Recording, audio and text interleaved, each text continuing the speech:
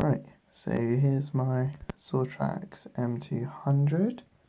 So what we're going to do is we're going to turn it on, run it, and I'll just sort of show it to you and give you a good look around it. So let's get right to it. Let's turn it on.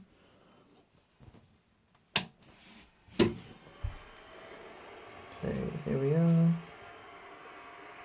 And lights come on, fans come on. So let's see if we can focus this. There you go. So we can go to maintenance, heat the extruder. So while that's going on, we'll heat the extruder and then just show you sort of the printer. So I had a new print bed, I'd say around 300 print hours ago. So you can see it's had some use for shining a light over it, just to show you. Yeah, it's pretty good nick actually. I've only printed things as far as you can see the marks for. So here we are. The lights also come on as well. You can just see under there. There you go. So obviously this printer has done a lot of mileage, I guess, so it does have a lot of marks. The owner that I bought this off before, he was quite a big user of like acetone and ABS to help print stick down, which I don't know why he did, because personally I've had pretty good experience with Zortrax and stickings, but yeah, he used to spill acetone over the printer, so anywhere where there's marks and stuff as well, I cleaned it off. Unfortunately I did scrape a bit of paint off there, I will admit, but nevertheless, so I'll show you around this side. And we'll go to the back. Make sure I get my torch as well.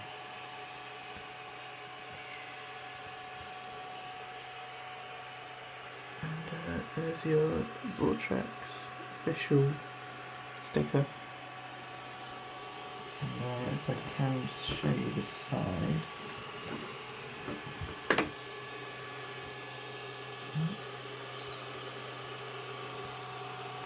So unfortunately, I don't have the side walls, the side covers that come with this. But you could always cut a sheet of acrylic, I guess.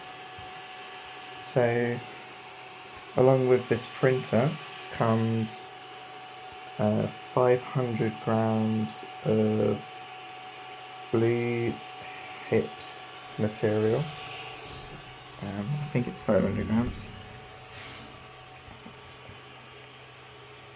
And there's also 900 grams of white hips material and 300 grams of white hips material on 2 different reels. You'll get a scraper, a set of cutters, a spanner for removing a nozzle, a small 0.4mm piece of metal just to clear your nozzle, blade, and also some shipping clips as well, which you use for calibration. On top of that, you'll get your warranty, Zortrax code, quick start guide, just your usual bits and bobs, and some little example prints for you just to have a look at. Despite how many hours this machine's done, it still makes some pretty impressive prints, if I'm honest with you.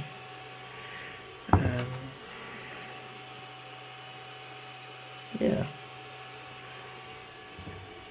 And also you get a spare, this is the old print plate actually, which I cleared a lot of acetone off of it. But yeah, welcome to have it, otherwise it just end up in the bin. So that's your extras. So this is almost heated up now.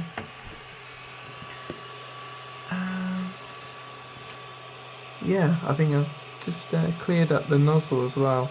I don't know if zooming helps. I did have to replace the extruder fan, the lower fan. I did replace the upper fan. The extruder lower fan, I don't think I did change it. I did have to change the sort of white casing for it though. Cool. So what I can show you is moving the platform up. Probably shouldn't do that. Probably let's go down first. The camera focus.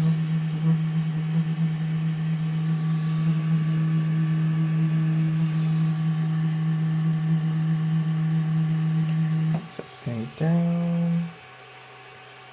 And let's go up again. So it works as you would expect. We'll do a fan test. So the upper fan, there's the upper fan coming on and off, which you'll see at the stop.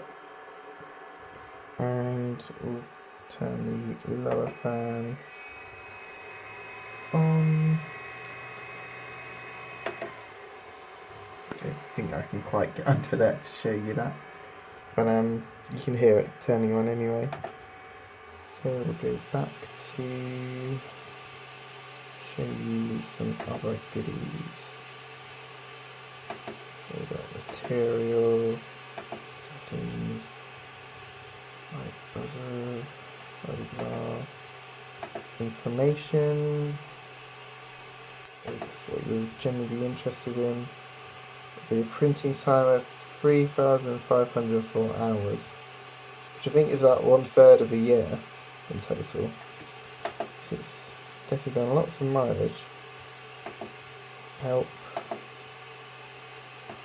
Firmware version.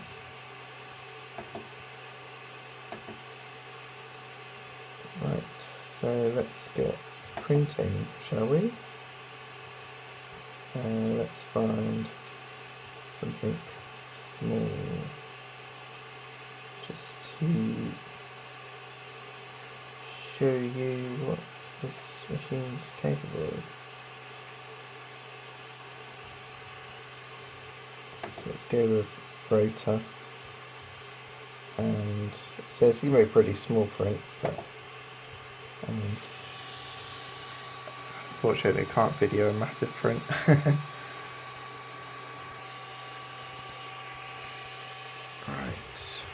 So we're on 97%, almost about to start our 3D print.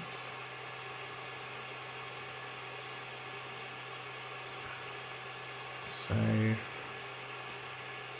yeah, other than maybe the rotating this when you're trying to choose what 3D print is a little bit fidgety. The machine's working pretty well for its age. Alright, here we go.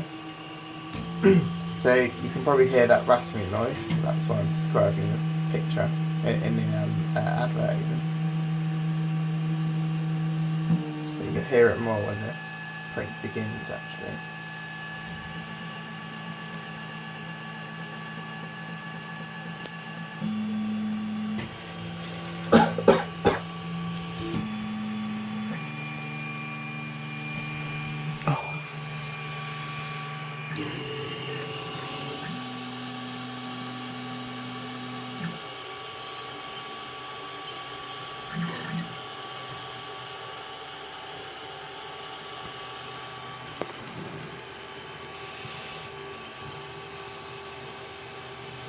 That's a good angle. There you go. That's a good angle.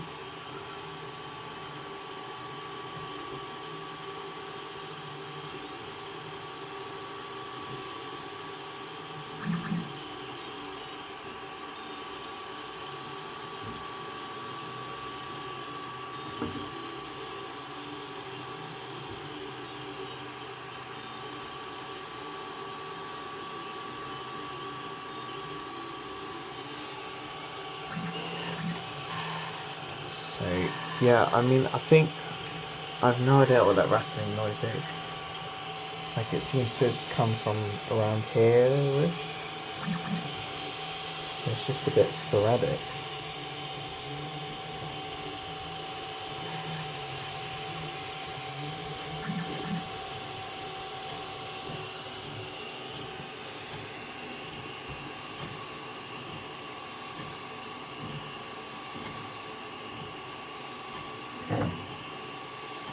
And that's the filament pulling round, if you're wondering what that knock was.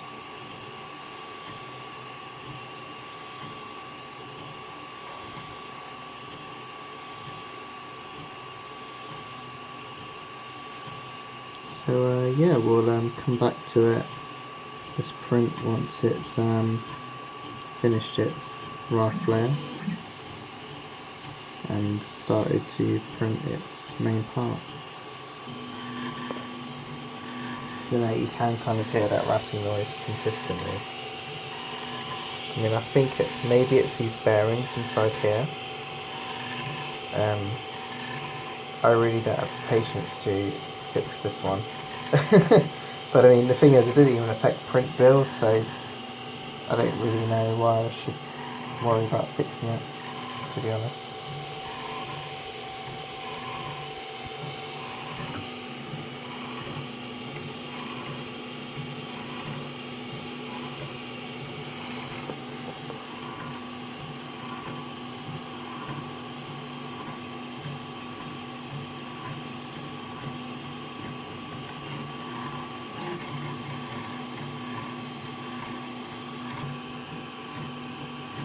Right, so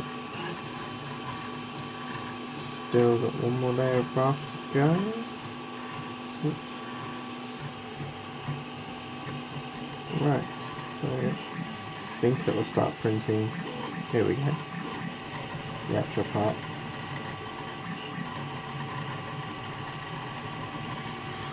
Help if I come down here, maybe.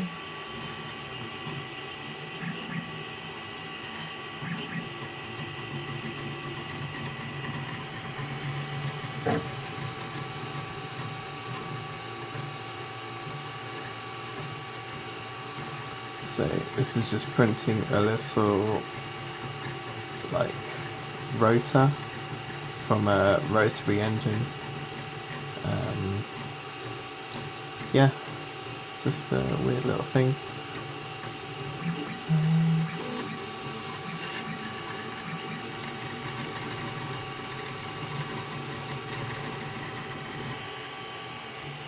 And we are on, zoom out, 26%.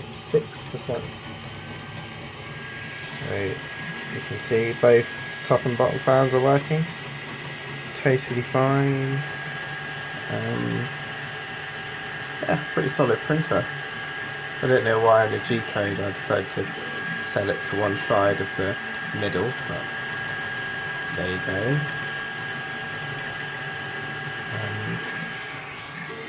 Yeah, totally working fine. We'll have a look at the back. Why not? See how it's feeding. I've got it feeding through this little thing. I think during shipping I'll probably remove this filament feeder. I'll probably remove this thing that holds the reel on the back as well. I'll probably package everything into the space under here and then just package out and make sure the bed doesn't move at all.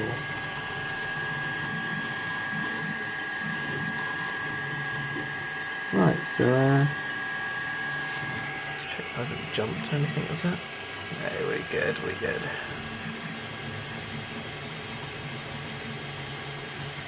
Cool, we'll come back in let's say 15 minutes.